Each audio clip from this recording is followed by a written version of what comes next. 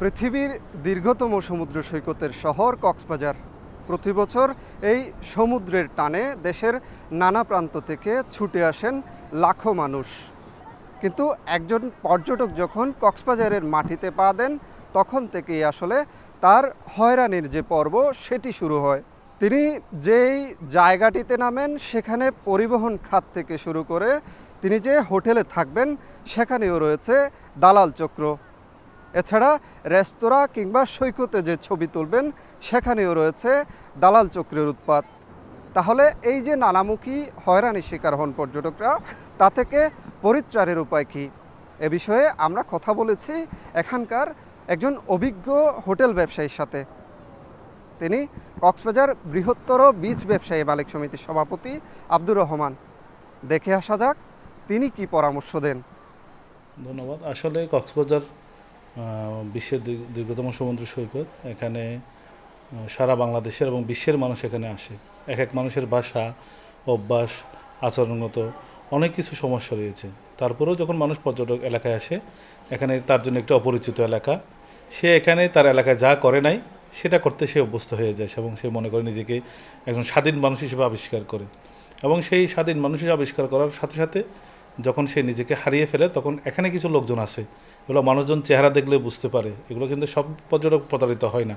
যারা এখানে এসে বিভিন্ন ধরনের সুযোগ সুবিধা খুঁজে, বিশেষ করে যেমন কলাতলির কথাটা যেটা বলেন, যে গাড়ি থেকে নামার পরে দালাল ফরিয়াদিরা তারা বিভিন্ন ধরনের হোটেলে নেওয়ার জন্য মাগনা নেব, 5 টাকা ভাড়ায় আমি আপনাকে হোটেল নিয়ে দিব, ভালো হোটেল দিব বা কম দামে আপনাকে হোটেল দিব। এই যে সস্তা এবং কম দামে, এবং তাদের চেহারায় যে একটা মনোভাব থাকে, সব পর্যটক না, কিছু পর্যটকের যে একটা মনের যে বিভিন্ন ধরনের আকুতি থাকে, এটা যখন পর্যটক যারা ব্যবসা করে তারা চেহারা দেখলেই বুঝতে পারে বা তাদের আচরণে তারা ধরে ফেলতে পারে, তখনই পর্যটকরা হয়রানিতে পড়ে। আর বিশেষ করে যেটা হয়, যেহেতু কক্সবাজারের কয়েকটা গ্রুপ রয়েছে, যারা টমটম, হোটেল, বিভিন্ন ধরনের যারা সিন্ডিকেট, তাদেরকে যে সরকারে আসুক সেই সরকারের লোকজন তাদেরকে আশ্রয় প্রশ্রয় দিয়ে তাদের থেকে কমিশন খায়।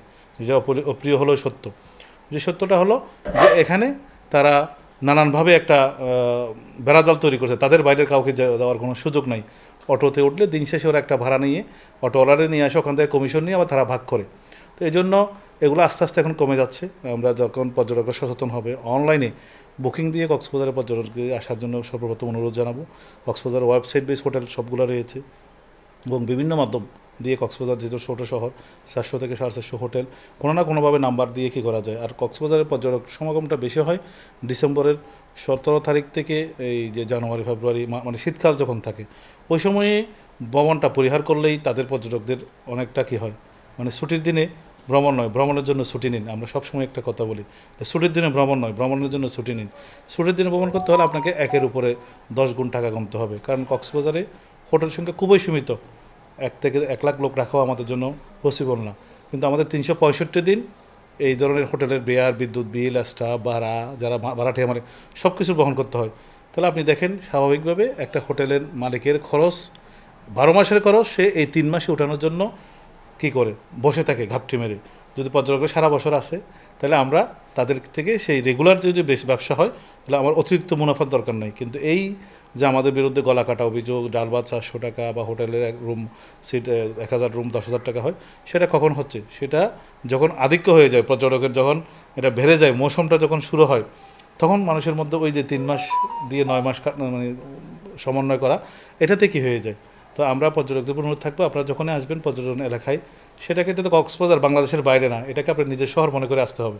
এখানে এসে আপনাকে অন্য শহরে যেরকম সুযোগ সুবিধা আছে, অনৈতিক সুযোগ সুবিধা যখনই চাইতে যাবেন, তখনই ওরা কিন্তু আপনাকে বিভিন্নভাবে প্রলুব্ধ করবে। এখানে গেলে স্যার এই মেসেজ পাবেন, ওটা গেলে এখানে পাবেন, ওটা গেলে আপনি গুটি পাবেন, এইগুলাতে তারা কী করে ফেলে, ব্যতিব্যস্ত করে ফেলে।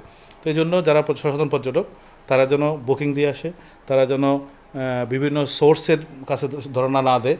হোটেল এবং ওয়েবসাইট যারা বিভিন্ন অনলাইনে অনেক দালালরা রয়েছে, হোটেলে আমার ছবি দিয়েও এরকম অনেক হোটেলের পেজ খুলে উনার হোটেল বলে চালিয়ে দিচ্ছে, এরকম অনেক ফ্রড আছে।